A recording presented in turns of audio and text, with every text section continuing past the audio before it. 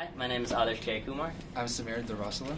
and our project is a model for optical neurons. So essentially what we have inside this box are three LEDs that act in photovoltaic mode, and we have a piTFT which is going to model each of these neurons' action potentials, their voltages over time.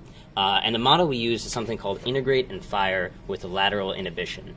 And what's really cool about lateral inhibition, and this is the way that our actual optical neurons work, is that if you fire on a certain neuron, each of their neighboring neurons is going to be inhibited. Their action potential, their voltages over time is going to be slower. And so what we've done is put sets of differential equations and essentially modeled how that's going to work. And Samir's going to take over and show you what we've got. Yep. So the first thing we're going to show is if you just have one neuron, that means there's basically no lateral inhibition happening. And you can notice that the neuron is spiking very quickly. The period in between is the refractory period, basically a time where no neuron can really fire.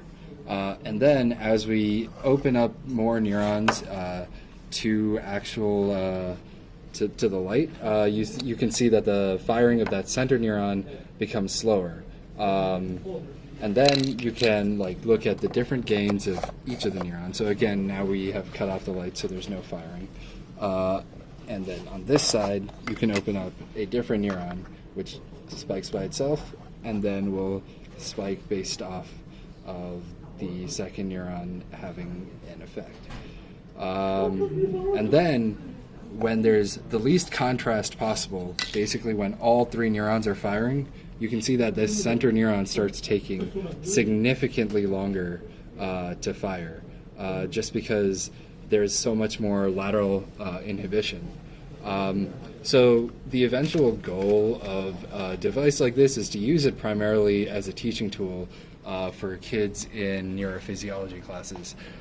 Basically, they can look at these firing rates and see how lateral inhibition, which is a major function in these optical neurons, especially contrast detectors, actually works. And that's why we find this actually really useful. Yep.